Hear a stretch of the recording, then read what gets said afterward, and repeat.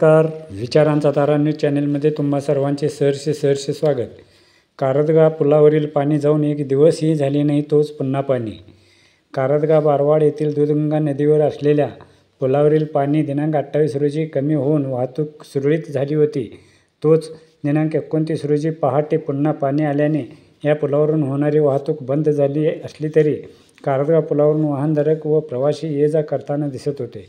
गेल्या 15 दिवसांपूर्वी झालेल्या पावसाने दूधगंगा वेदगंगा नद्यांना महापूर आला होता. महापुराचे पाणी शेत शिवारात व गावातील नदीकडील बाजूच्या घरात शिरले होते. तर या परिसरातील महत्त्वाचे असलेले कारदगा बारवाड व भोजवाडीतील धरण पूल जवळजवळ 8 ते 9 दिवस आठव्यांदा पाण्याखाली गेले होते. मात्र 8 दिवसांपूर्वी पावसाने विश्रांती घेतली ते 6-7 दिवस पाऊस नसल्याने नदीचे पाणी भरभर उतरून पात्रात गेले व हे तीनही पूल वाहतुकीस सुरू होतात न होताच तोच पुन्हा या पुलावरती पाणी येऊन अडचणीचे झाले आहे. चालू वर्षी जवळजवळ 9 वेळा हे पूल पाण्याखाली गेले. त्यामुळे परिसरातील जनतेला 1-2 किलोमीटरसाठी 12 ते 13 किलोमीटरचा लांब पल्ल्याचा प्रवास करावा लागला असूनही या समस्येवर संबंधितांनी काहीतरी तोडगा काढून ही वेळोवेळी होणारी समस्या दूर करावी अशी मागणी होत आहे.